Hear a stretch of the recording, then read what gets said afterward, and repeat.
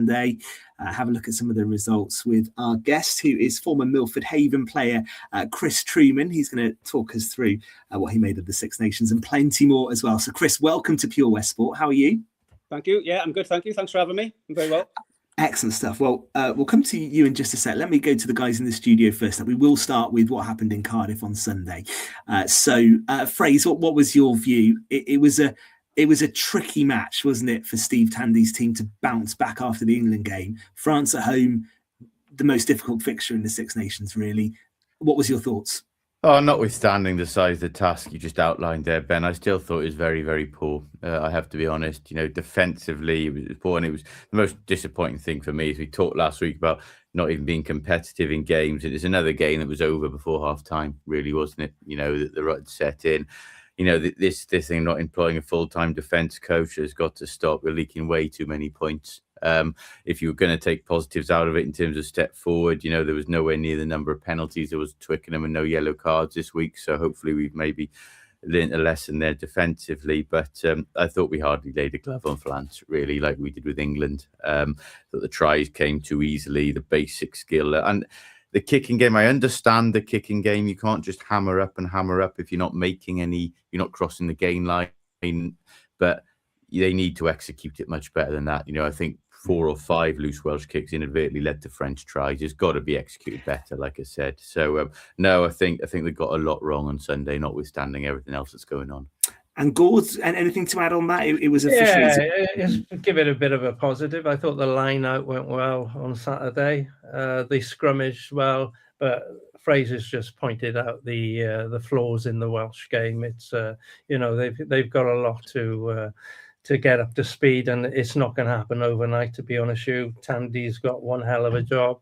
And yeah, the box kicking, we've spoken on this program many times about it. You've got to get a player get into the ball, 50-50 chance of winning it. We were just kicking it down their throats, and the French just love to run it back at you, and they got the flair and the pace, and they just killed us. Yeah, so Chris, that's the thoughts of Fraser and Gordon in the studio. What did you make of it? We were joined last week actually on the show by the Narberth head coach Ricky Guest, and we tried to get some insight into what Steve Tandy could do to lift the team. Was it always the impossible job, really, to expect Wales to bounce back and compete with France any more than they actually did? Yes, I think it was, considering how good France are and the players they got, the young players they got, and after such a demoralising defeat in Twickenham, to maybe get the players up for that game, I think would have been hard. There's a lot going on in the background of Welsh rugby. I think you can see that maybe in some of the players, Dewi Lake in particular. As a team, I think there's some good players there. I don't think we're as bad as what we're displaying, but I agree with the comments there with Fraser and Gordon. Like, we were shipping too many points. In terms of trying to see where the positives are, it's difficult. It's difficult because at the end of a drubbing like that, it's hard to find the positives. However, certain players did put their hand up. I think Eddie James in the centre, I think, showed up well, carried well. Wainwright in the back row, Cracknell, for instance. I don't think we're far away, but Tandy has had 8 games in charge now. How long do we give it before we bring that into the conversation where we expect us to be not shipping so many points and be able to be a little bit tighter in defence? Because surely that should come first before we start thinking about anything else. All right, park that for just a sec and we'll come back to that one.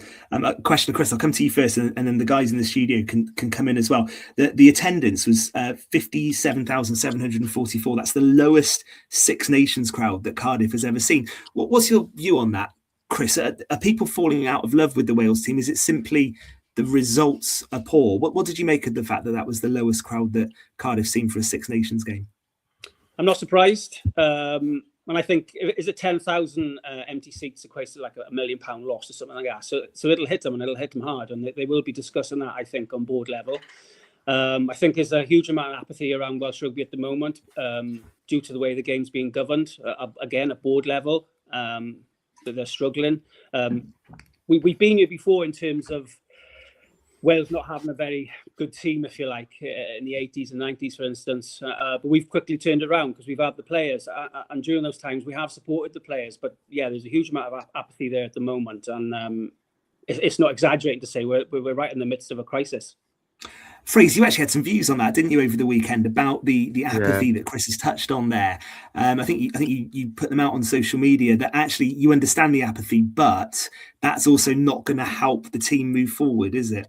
Yeah, me and Chris actually conversed on this actually on social media yesterday, and the conversation about it. Look, yeah, I mean, first and foremost, Ben, you know, Welsh rugby's no different to any other fan base in a way, in that, you know, success brings support. I think that would be the primary reason, is the product at the moment, the displays and the results are so poor, you're not going to encourage people to go. There are outside factors as well contributing to that. I think Chris is right about the overall apathy. The match day experience has dropped considerably, I think, and of course the costs as well, you know. And what I was trying to make on social media is I fully understood the lack of attendance for all those reasons, but I also, you know, didn't necessarily agree with some people on social media who were lauding it and celebrating it. It's a sad situation, but it's also counterproductive. The WRU are cash strapped at the moment. That's why we're in this mess that we are. You know, they're culpable for why we've got to this point, but the fact is we are at this point now, and ticket sales are their main source of revenue. And they're stuck between a rock and a hard place now. They'll feel they have to charge big prices to get the revenue they need to keep supporting Welsh rugby and what have you. But, you know, fans aren't going to pay those prices, and rightly so, if they're being served up this week after week. So it's a very difficult situation now. You need a couple of results desperately by the Italy game, I think, to sell tickets for that. It would need wins over Scotland and Ireland. How possible that is, I don't know, you know. So I think, you know, the stadium would be a lot fuller, regardless of the situation going on, if we were coming off the back of a Grand Slam and a win at Twickenham, regardless of the outside politics. I'm pretty convinced of that. But, you know, everything at the moment, on and off the field, is contributing to people not wanting to go, and I don't blame people for that. I'm interested, just go back to a point Chris made, and I'll get your thoughts on this, Chris, and Gord as well, about Steve Tandy. You know, it's a difficult job. Whoever is head coach of Wales right now has got a very, very difficult job. And obviously you've gone from an interim, Warren Gatland before that, to Tandy now. At what point, Chris, do you question the head coach? But also, I think you probably agree that you can't keep changing the head coach because something else has to change on the pitch. What's your thoughts on that? No, exactly. And first of all, I think Tandy was brave in taking the appointment, because he inherited a mess, let's be honest. Gatland's second tenure didn't go as well as we were hoping as the first. Shearer took over. That didn't go well, but it was halfway through the Six Nations, wasn't it? So he didn't exactly inherit a steady ship, so to speak. But I think he's got a bit of a free rein, maybe, this championship, because of where we are. As a fairly inexperienced team, especially the back line, maybe not so much the pack. But as soon as he gets the defence coach in there, I think we can start asking questions then. But you would argue, like, if Dave Redden is there as director of rugby, and he's there to drive performance, why hasn't he got a defence coach in there already? I just don't find that acceptable. No. Gord, what's your thoughts on that? Tandy has got to be given a free rein for this tournament, but do you question him at any point if results continue as they are? Yeah, it's a poison chalice, isn't it? Let's be honest. As Chris pointed out, he's been a brave man to take it on. There's not many coaches would have put their hand up to take on Wales in this current state. So I applaud him for that. Defence, we're talking a lot about defence. Players play enough systems these days with their regional squads, even though they're being cut, to understand how the defence works. They should be able to sort it out. I don't believe that bringing in a defence coach would make a huge difference, because these players are international players at the end of the day. They're not your normal club players. They've played at that level enough. Some of them have been lucky enough to go on Lions tours or wherever. They've got enough experience around them to understand what they should be doing on the pitch in certain situations. But Gord, all I'd say to that, though, the margins in international sport are so small, aren't they? And I bet I don't know the answer to this, but I bet you every other team in the Six Nations has got a defence coach employed. So, but we're all hell bent on coach for this, coach for that, coach for this. Perhaps it's because I'm old school, I suppose. That's why I don't. I think players should be able to think on their feet as well, Ben. If things aren't going right, you tighten up. You don't keep kicking the ball up in the air, giving it to France to leave him run at you. Keep it in hand and go through the phases. Keep the ball in hand. Get this. If they got the ball in their hands and running at you, you're in trouble. If you got the ball, they're more concerned about trying to get it off you. It's simple as that.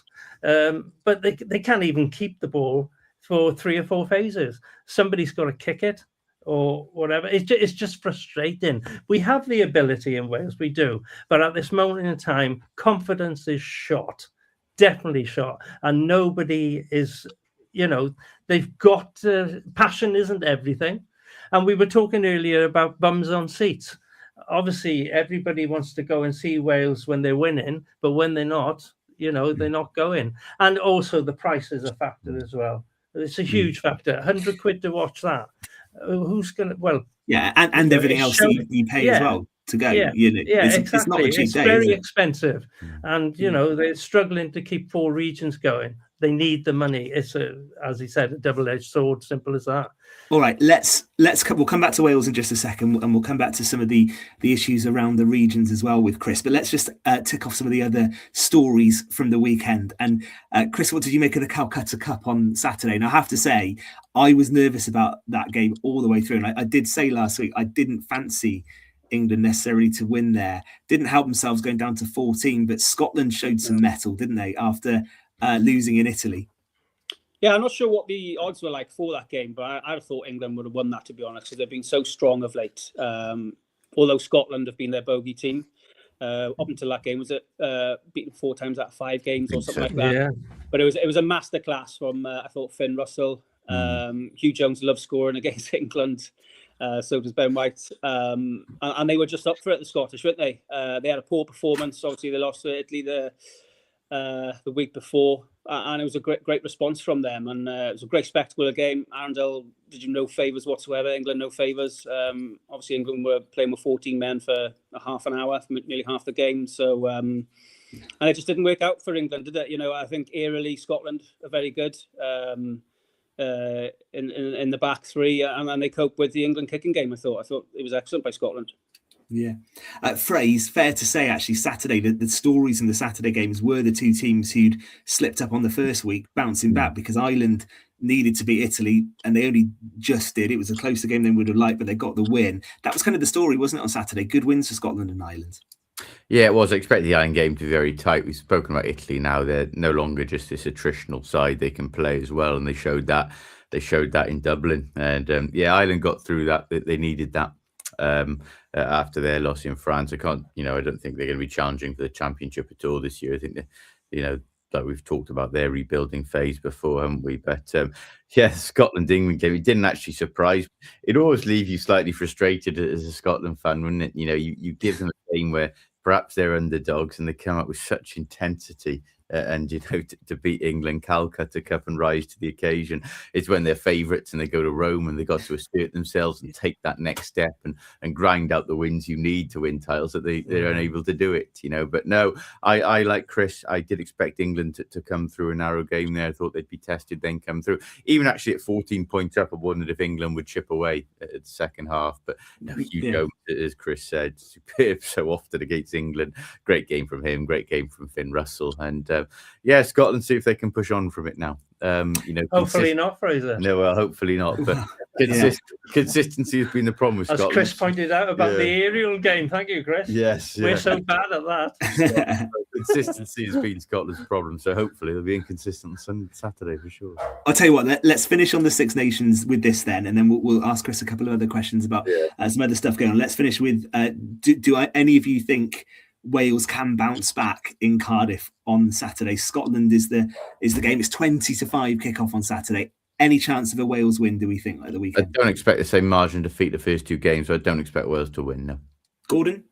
Yeah, same really. Yeah, we'd need an improvement all round, to be honest with you. We'd be in dreamland if we won. Tom, you going to give us a prediction? I think I'm the same as the others. They've let in too many points. I can't see them shutting that door completely, and I think Scotland are just going to be too classy in the back. What would be a good result then, Chris? What would you be looking for if Wales aren't going to beat Scotland? What would you be looking for improvements? Well, just as you say, the defence, conceding less points. Hopefully keep 15 on the field again. We did that this week, which was a miracle. And just a general all-round, maybe selection. I'd like to see maybe some changes in selection as well. Would you like to see the changes, Chris? Well, I think I like Dan Edwards as a fly half, but we haven't got a lot of depth there at fly half. Yeah. Let's be clear on that. But he is a good player, and maybe expecting him to lead this team, that back line is a lot, and he hasn't got a lot of experience around him. So I personally like to see Eddie James moved to inside centre. What about Zammit in 13? Well, looking he at looks a bit that. exposed out there at times and all that space. Or was Zammit at 13? Do you say? Yeah, 13. Yeah, he's definitely got. I know he's getting moved around a bit, but they did a lot of that with George North as well, didn't they? Yeah, I think you've got to have a good defensive leader at 13. Like John Fox Davis, and I think they should maybe look at something. Watkins for the Ospreys, maybe slight bias there, but he is a good defensive leader. He isn't going to give you much on forward ball, but I think he could offer that experience to Dan Edwards, and then you've still got a potential going over the game line with the rest of the strike runners and like Reece Hammett in the wider channels. And me, I thought was half decent. Were you happy with the pack on Saturday? Is there any sort of changes you make there? Any tweaks? I think balance the back row was a little bit better with Cracknell coming in, a bit more ballast there. Maybe getting over the gain line. I still feel I'd like to see Moriarty come in and drop man. 100%. Have a more physicality there. Yeah, and he's got that edge about him as well, a competitive edge, which I think you need, and we haven't got a lot of that. People talk about man, and he's obviously got something going for him. But a lot of people say about he's a wind-up merchant, this and that, but you've got to have something else, especially such a specialist position. Tommy Bethel at Leicester is apparently still turning it up there, and I surprised by his I can understand why he's not involved, to be honest. Yeah. All right, we will wait to see what happens with Tandy's selection later on in the week. Let's finish off with a couple of bits, though, Chris. And I think, is that an Ospreys top you're wearing? I can't quite see. Yes. Yeah, so we have to ask you the question then. How are you feeling as an Ospreys fan right now? Because the future of the region is very much in doubt and up for question, isn't it? How are you feeling about that? Depressed. No, I do want this to be an upbeat discussion, but I have to ask. It's horrendous, and I think that leads to the apathy. It bleeds into, if you like, Welsh rugby as a whole. But the way the board are performing and a lack of communication at the moment, how far back do you want to go? Because they initially come out and said, right, we got enough money for 4 teams. Then the Ospreys and the Scarlets didn't sign the PRA. Then they come out and said, we want to go down the 2-team route, and they changed that to 3. So from a leadership point of view, it's been absolutely horrendous. Communication is non-existent, and it's all the underhandedness with Y11 or the Ospreys owners. They've been the approved bidders for Cardiff, and it's just not fair. And I think we've got to be very careful here. When Jones spoke well after the game, so did Ken Owens on S4C. We've got to be careful here, because if we don't get this right, Welsh rugby will never come back from this, because you're potentially creating a black hole in the Swansea, Bridgend, Port Talbot, Neath areas of not having top class rugby. There's the pathway issue as well. They want to focus on the pathway. That's great, but where are these kids going to play rugby? You've got less teams as well, So it's a real worry. I'd like to think, I'm hopeful that there's enough challenges out there now. There's a councillor, Rob Hill, I think his name is, in Swansea, that's making several challenges, and he's had meetings which Alan Wynn's been involved with. So all we can do is just keep fighting it, because I believe that we should keep 4 teams. I agree there. And yes, it hasn't been perfect, but we've still won Grand Slams, and we've had good success with this Welsh team with that structure in place. Chris, what's the overriding feeling with Ospreys fans? I have to be honest, I say this with a heavy heart. The only disagreement I have there is I totally agree with your anger and resentment, the way this process has been handled, the Y11 bidding, the lack of dialogue from the WRU with the players, Osprey staff, Lance Bradley as well, is coming for some criticism as well, and has been culpable the way I think he's communicated it. But, I say reluctantly, I do see why we have to go down to 3 teams now with the financial situation and with the overall player pool. I don't think is strong enough to keep 4 competitively long term. But that's not me saying I think the Ospreys should go by any means. I think that whole process has been bundled and it's a completely separate conversation. But you've just outlined what you think there. Do you sense from the overall feeling from a larger group of Ospreys fans that the anger is about going down to 3, or the anger that the wrong team is being cut? Maybe a bit of both. And like when they first come out, the Welsh Rugby board and said how they were going to make this process work, it was going to be almost like a bidding pro. Okay, they come out and they said we're going to do 3 after a period of consultation. We're going to go down to 3. But it's going to be maybe a bidding process, unless there's some sort of amicable agreement. Well, there's no amicable agreement, certainly not from the Osprey supporters' point of view. And Lance Bradley has rightly been criticised because he's on board with Y11 and has gone basically off grid now and has been silent. So we've kind of been stitched up there a little bit. That's the feeling, and there's a lot of anger amongst the Ospreys fans. So they've provided more players for Wales since regionalisation in 2003 and the British Lions than any other team. Now that historically doesn't give you a right to be, remain as a club. But what it does say is that what the region, what the area can produce, and there's no reason why that can't continue. Yeah, no, that's a really good answer. Thank you, Chris. And we're going to finish on this one, guys, and we'll go around the guys in the studio first. We've had a question from Steve Rees. What's the boys' opinion on second team rugby in Pembrokeshire? Fraser?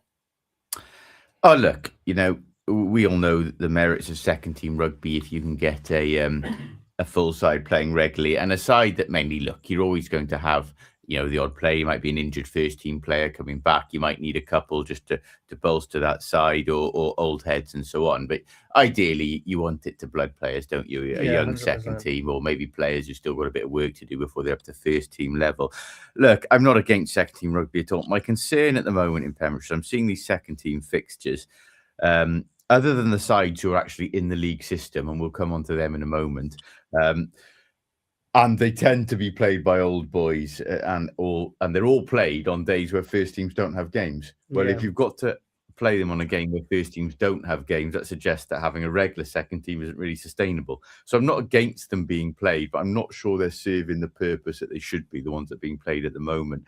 Now, you've got certain second teams in the league structure, and if you're going to do that, you've got to be very, very certain that you've got long-term sustainability there, because it's not easy to field in this current era 35 to 40 boys, or 2 squads of 15 to 20 on a Saturday. And we're seeing it at Crymych now. Crymych second is struggling badly. They'll struggle to finish the season. I think the only thing that could rescue them, I noticed they play this Friday, is on playing on weekends when Crymych first aren't playing. We've seen it with Newcastle Emlyn second seem to be sustainable at the moment. Tenby seconds are as well. But you've got to be very, very careful before entering second team side in the league structure, because it's not just about a reactionary thing. We've got a lot of boys for the next 6-12 months. You've got to be pretty certain you've got a pathway that works enough to field 2 sides on a Saturday for years to come. Yeah, but Chris, any comment on that? Is it as Fraser said, is it a player pool issue that we have to look at when we're considering that issue of second teams in Pembrokeshire rugby? Yeah, as a club, if you're going to commit to having a second team, then obviously you want a pool of players, especially if you want to play in the league. But in terms of what that second team, if it does function and it is sustainable, what it can provide to that club is almost like a foundation for the first team. Ideally, as players injured and they go and have a game for the seconds, or boys who need a little bit of blood in who come up from the youth, or boys who maybe want to take their rugby to more of a social level and can't commit to the training as much as they can with first teams. So there's a huge benefit to second team rugby, but it's got to be almost like county-wide to have a good structure, and rather than just regularly every year. But back in the day, I think it was thriving, and you can make some good friends through it, and it's good for the clubs as well in terms of business. But it's got to be sustainable. Excellent stuff. Well, thank you, Steve, for that question.